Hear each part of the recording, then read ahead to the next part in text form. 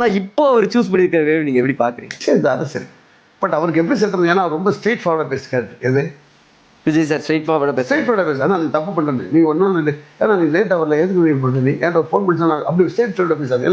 என் ரூமில் கூப்பிட்டு பேசாது. பத்தே பேச மாட்டேன். ரொம்ப டிசிப்ளினான கரெக்ட். அதனால் அவருக்கு எப்படி அவருக்கு இந்த கடலை எடுத்து தீர்ந்தவர்ன்றது ஒரு டவுட்டாக இருக்குது. இது ஆனால் வரட்டுமே, அவர் வரட்டுமே. ஆனால் எப்படி நீந்திட்டு இருக்காருன்னு நினைக்கிறீங்க சார் இப்போ பார்க்க? அதான் ஒரே வாரம் சொல்கிறது. மிகப்பெரிய கடலில் ஏகப்பட்ட முதல் நடுவில் மாட்டி ஒரு சின்ன மீனாக மாட்டிருக்காரு.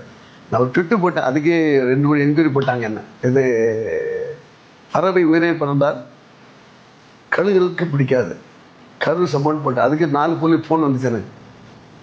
எதுக்கு போட்டீங்க, எப்படி போட்டீங்க?